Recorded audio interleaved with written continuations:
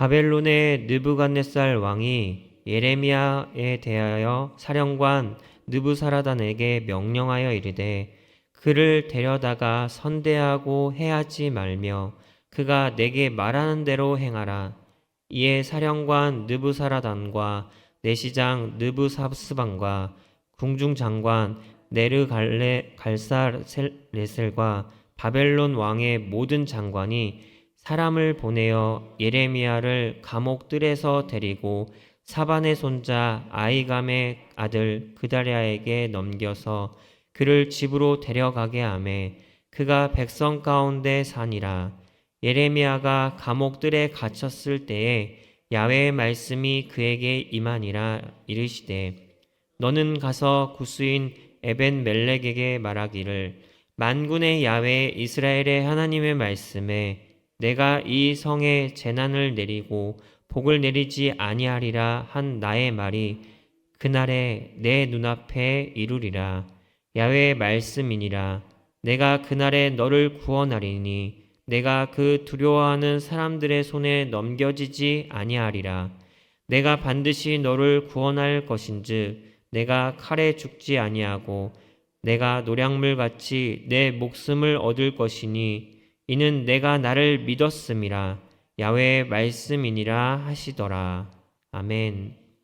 할렐루야. 오늘 새벽 예배에 나오신 성도님들 가운데 하나님께서 함께 하시길 간절히 소망합니다. 오늘 믿는 자에게 구원을 베푸시는 하나님이라는 제목으로 말씀을 나누고자 합니다. 먼저 오늘 말씀의 그 내용을 한번 살펴보면 안타깝게도 그동안 하나님께서 예레미야 선지자를 통해서 계속해서 그 유다 백성에게 경고한 대로 드디어 예루살렘에 대한 그 심판이 이루어지는 것을 우리가 볼 수 있습니다. 그래서 우리가 오늘 함께 읽은 11절부터 18절까지의 말씀은 아니지만 그 앞절인 1절부터 10절까지의 말씀을 보면 이렇게 나와 있습니다. 바벨론 왕 느부갓네살의 그 군대가 예루살렘을 포위하고 곧 성을 점령합니다. 그리고 예루살렘 성벽은 무너지고 그리고 왕궁과 그 성은 불타는 수모를 그들은 겪게 됩니다.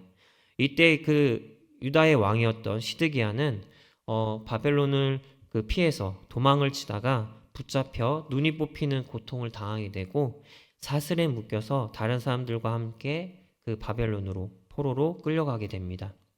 이처럼 돌이키지 않은 유다 백성들을 향한 하나님의 심판은 하나님께서 경고하신 대로 그대로 이루어짐을 우리가 볼 수 있습니다. 그리고 그 심판의 내용은 너무나도 무섭고 그리고 무거운 것이었습니다. 그들은 예레미야 선지자를 통해 분명하게 하나님의 심판의 그 경고를 들었음에도 불구하고 그 죄에서 돌이키지 않았기에 오늘 본문 말씀과 같이 그들은 바벨론으로 인해서 심판을 받게 된 것이고 그들은 큰 환난을 겪게 된 것입니다. 이 사실은 참 안타까운 사실입니다. 근데 우리가 이것을 통해 깨달아 알 수 있는 사실이 있습니다. 그것은 하나님께서 우리를 너무나 사랑하시기에 때로는 우리의 잘못으로 인한 우리를 향한 그 매를 드심도 있을 수 있다는 사실입니다. 이러한 사실을 오늘 본문이 예레미야 39장이 말하고 있습니다. 유다 왕국은 하나님의 경고에도 불구하고 그 죄에서 돌이키지 않는 죄로 말미암아 나라의 멸망이 나는 너무나 무거운 심판의 결과를 받아들이게 됩니다. 그런데 이때 이런 그 고통과 그 환란의 그 때에 하나님께서 이루신 참으로 놀라운 그 기적 같은 일이 일어납니다. 그것이 무엇이냐면 유다 왕국을 멸망시킨 이 바벨론의 느부갓네살 왕이 우리가 계속해서 보고 있는 이 선지자 예레미야를 다른 이들과 같이 포로로 대하지 말고 그를 보호하라고 그의 장관이었던 느부사라단에게 명령을 합니다. 거기다가 더 나아가서 그 예레미야 선지자가 너에게 말하는 대로 그가 말하는 대로 행하라고 그의 말을 들어주라고까지 이야기를 합니다. 이것은 놀라운 일입니다. 이전까지 바벨론의 그 느부갓네살 왕이 예레미야 선지자와 그 어떤 인간적인 관계도 맺었던 적도 없고 그들의 관계는 단지 정복하러 온 한 정복국의 왕과 그리고 정복당한 나라의 그 포로된 그 백성의 그 신분으로서 처음 마주하는 것이기 때문입니다. 그런데 이 놀라운 일을 통해 우리는 또 한 가지 사실을 알 수가 있습니다. 하나님께서는 자신의 말을 믿고 순종하는 자를 외면하지 않으시고 그들을 구원하신다는 사실입니다. 비록 오늘 본문에 하나님께서 행하셔서 예레미야가 보호를 받았다고 분명하게 명시되어 있지는 않습니다. 그럼에도 불구하고 예레미야 선지자를 보호하라고, 그것도 그들을 정복하러 온 이방의 왕을 통하여서 하나님은 그를 통해서 명령하고, 더 나아가 그의 말을 들어주라고 하나님께서는 일하고 계십니다. 예레미야 선지자와 정말 아무런 인간적 관계도 없던 그 적국의 왕을 통해서 말입니다. 하나님께서는 그 느부갓네살 왕을 통해서 예레미야 선지자를 보호하신 것이라는 그 은혜의 사실을 오늘 이 본문 말씀을 통해서 말씀하고 계십니다.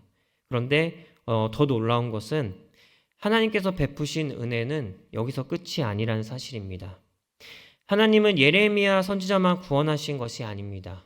하나님은 당시 유다 왕의 노예 또는 그 신하로 있던 에벤멜렉이라는 사람도 구원하셨습니다. 그를 기억하셔서 그를 구원하셨는데, 이 에벤멜렉은 구스인이라고 나옵니다. 이 구스인은 지금의 아프리카 에티오피아라고 추정되는 그 지역의 나라 사람으로 추정되고 있습니다. 한마디로 말해서 그는 그 당시에 유대인이 아니라 피부색도 다른 외국인이었다는 사실입니다.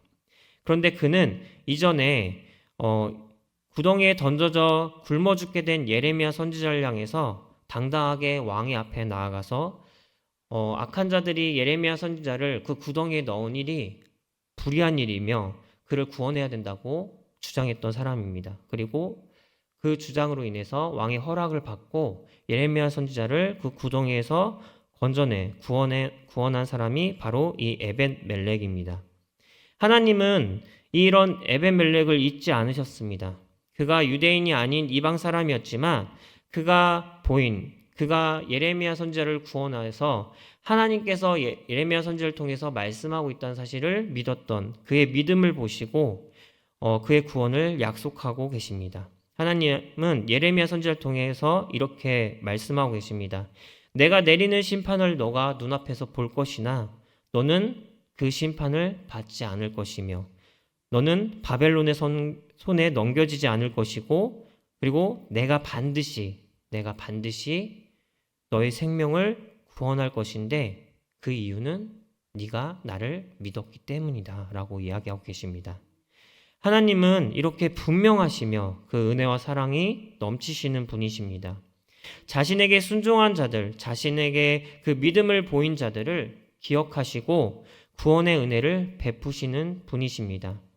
자신의 말을 순종해서 그 홀로 유다 백성들에게 나아가서 자신의 말을 전했던 예레미야 선지자, 그리고 그 예레미야 선지자의 말을 믿고 하나님의 말씀이 그에게 임하심을 믿고 하나님께 믿음을 보이면서 예레미야 선지자를 구원했던 그 에벤멜렉에게 행했던 그 모든 일들을 하나님께서는 기억하시고 그들을 외면하지 않으시고 그들을 그 환난에서 나라의 멸망이라는 그 환난에서 그들을 구원하시는 분이 바로 하나님이십니다.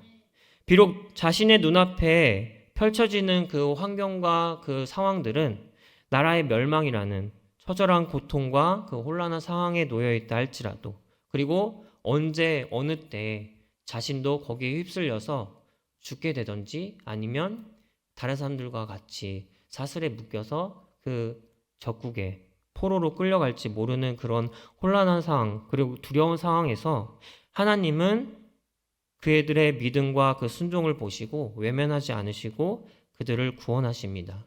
그리고 그것을 분명하게 그들에게 말씀으로 위로하시고 실제로 행하십니다. 그런 분이 바로 우리 하나님이십니다. 하나님의 일하심에는 한계가 없으십니다.